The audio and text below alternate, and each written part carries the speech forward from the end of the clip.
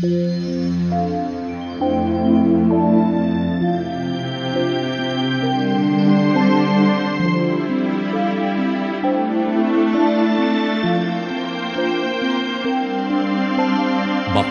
ang bumabasa at ang nangakikinig ng mga salita ng hula at tumutupad ng mga bagay na nangasusulat doon, sapagkat ang panahoy malapit na.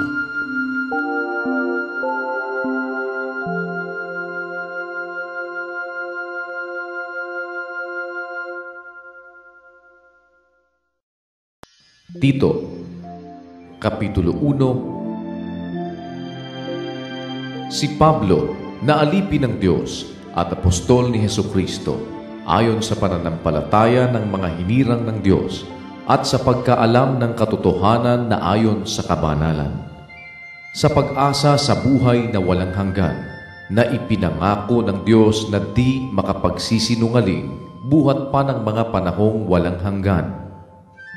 Ngunit sa kanyang mga panahon ay ipinahayag ang kanyang salita sa pangangaral na sa akin ay ipinagkatiwala ayon sa utos ng Diyos na ating tagapagligtas. Kay Tito na aking tunay na anak ayon sa pananampalataya ng lahat, biyaya at kapayapaan nawang mula sa Diyos Ama at kay Kristo Jesus na tagapagligtas natin.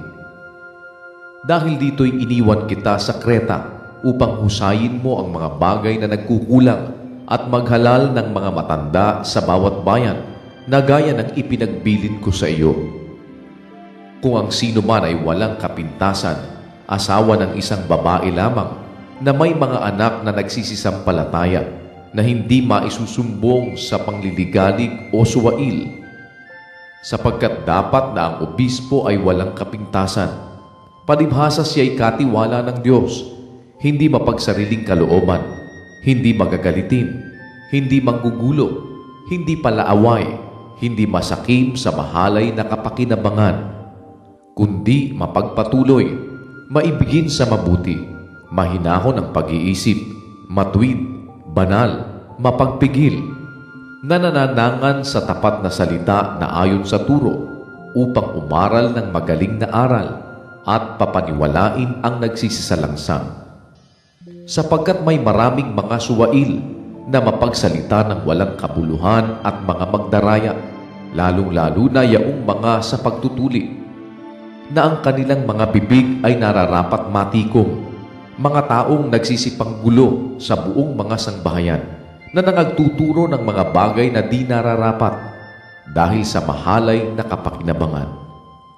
Sinabi ng isa sa kanila rin, ng isang propetang sarili nila, ang mga taga-Kreta kailan pa man ay mga sinungaling, masasamang hayop, matatakaw na mga tamad.